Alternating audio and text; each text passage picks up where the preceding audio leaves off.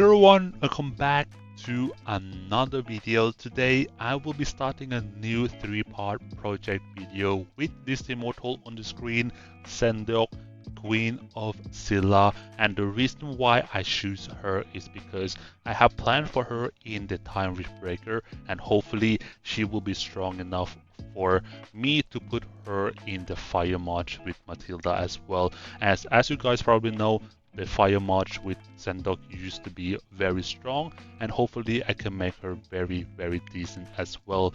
And that being said, let's get into this video.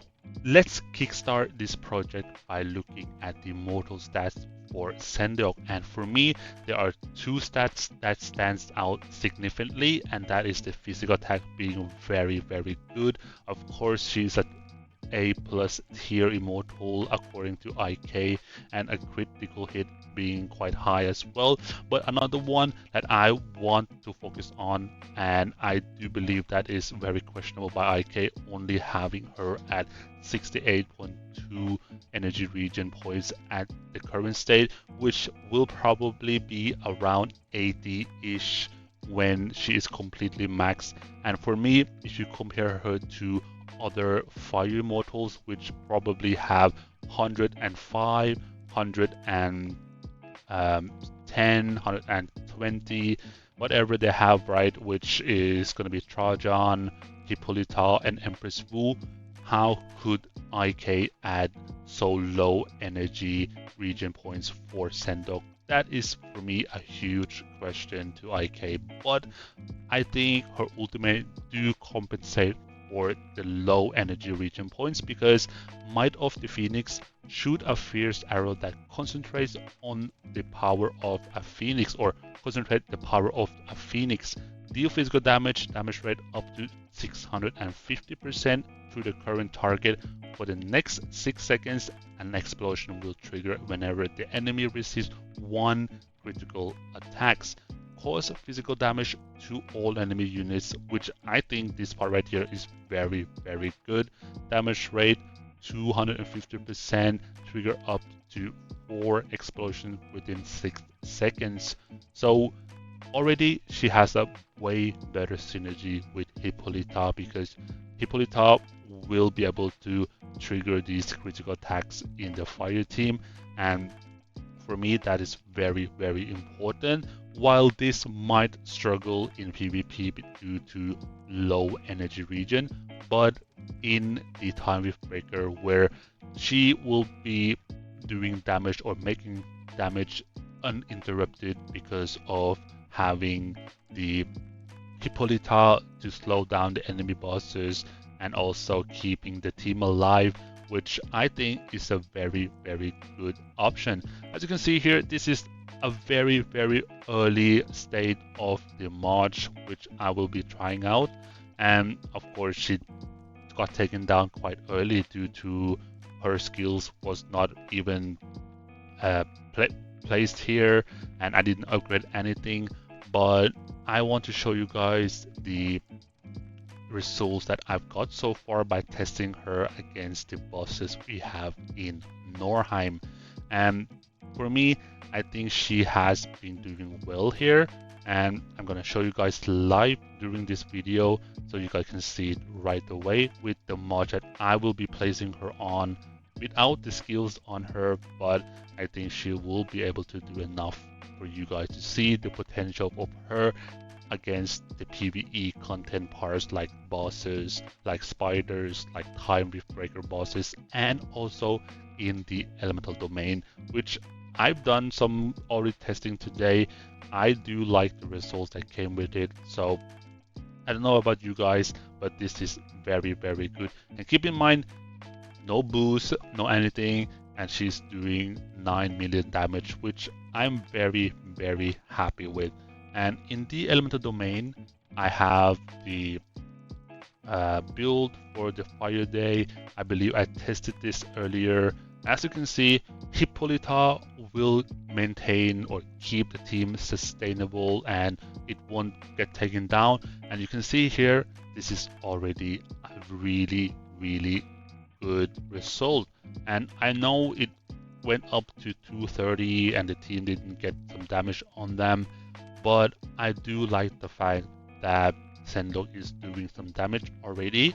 Keep in mind, if it were against other bosses that is not Warthol or Warthor, I believe Seondeok would have done way better in this situation as well with the crits.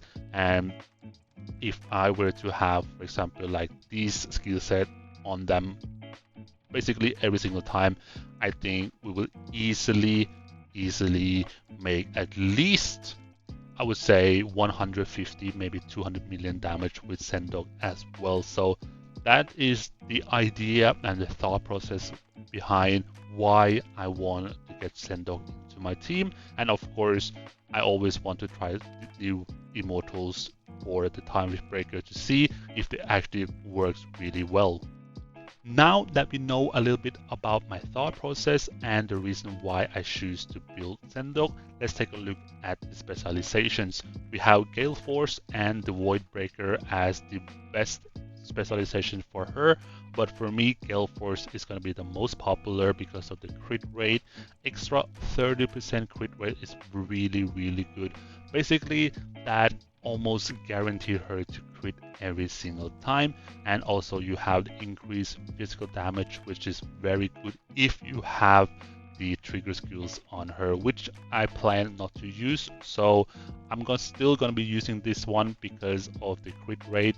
Extra 30% is going to be very valuable. But if you know Seondeok can crit every single time with, for example, like weakness aura into the team, with Trajan as well, I think Voidbreaker is a good shout if you want to go that route, but it's a riskier and more questionable route, of course, but still going to be better than the Swift Arrow. But in the end of the day, you want to choose Gale Force as the specialization. Now let's talk about how to obtain Seondeok's fragments. For me, the easiest way and the cheapest way will be via the golden path, because you can obtain up to 300 fragments guaranteed with $5. And also, if you gem up a little bit with 9k gems, you can get the artifact as well, which is not a bad return. And if you want to gamble a little bit, there are fire random immortal fragments or random fire immortal fragments that you can do here at the end, which is also, if you're lucky, you can get 2 or 3 batches of Seondeok, which I've done that before, which was really crazy. So that is something that you can do.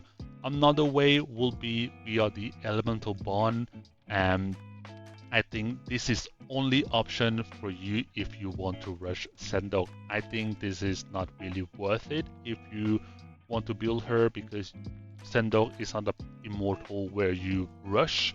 It's more of immortal that you have as a side project for something like I've done here.